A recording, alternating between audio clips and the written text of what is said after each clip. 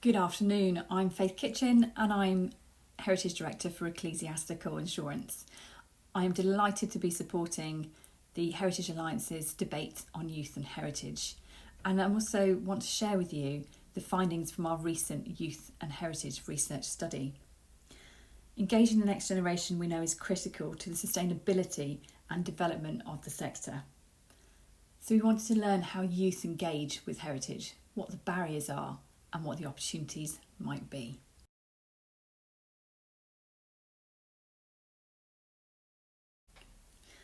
So we surveyed using one poll 2,000 18 to 30-year-olds across the UK. I'm going to share our key findings with you now. So one of the first things we found was that young people prefer to stay in and watch TV or use social media than go out and visit a museum, gallery or theatre.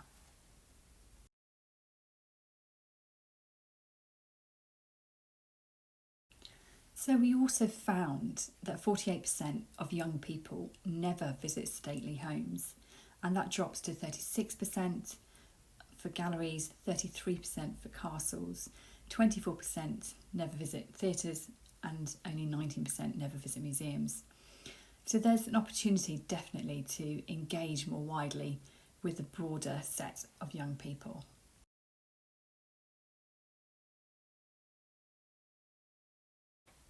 We also asked young people what really deters you from visiting.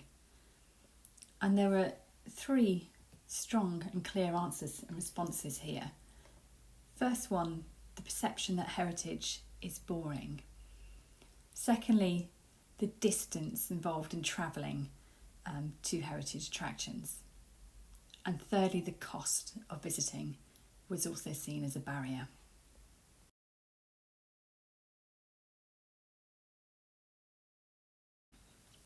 Another really interesting and perhaps unexpected finding for us through this research as well was that there was a clear gender gap, with young men being far less likely to visit heritage buildings or attractions than women.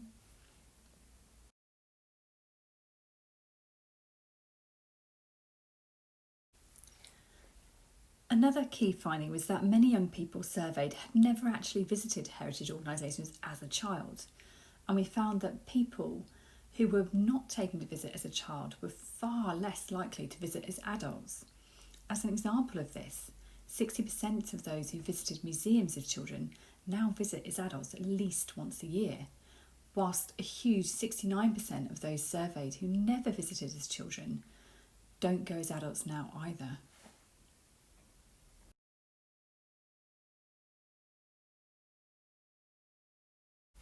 We also asked young people what would make you go and visit heritage. And we got a broad variety of answers back. But the main ones are here ahead. So more food and drink options, more hands-on activities, as well as a greater variety of events. And really importantly, cheaper tickets.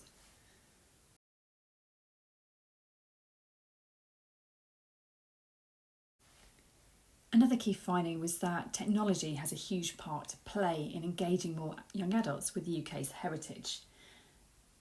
In our survey, if they were made available during the next visit, young adults said they would use VR headsets, digital displays and interactive apps on their phones. 52% of those surveyed as well, and of those who'd visited a heritage organisation online said the digital experience inspired them to want to visit in person. We also found our research that over a third, so 34%, said a good online presence would encourage them to share their experiences on social media.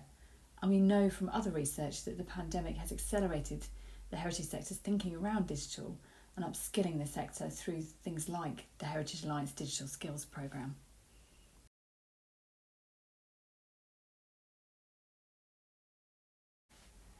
But we also did find in a more recent survey that young people shun future visits to heritage attractions over coronavirus fears. So a third of 18 to 30s are less likely to visit theatres in person post-lockdown, and 28% are less likely to visit stately homes, whilst a quarter are less likely to visit galleries, castles and museums.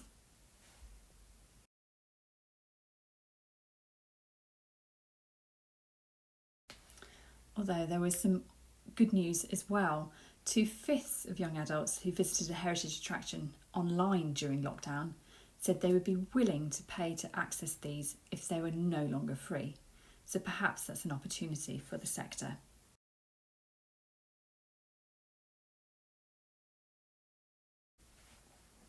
So in conclusion, we hope there are some useful findings here for you as a sector, and that there is an opportunity to engage young people more and use digital as a revenue generator. Thank you for your time today and enjoy the debate.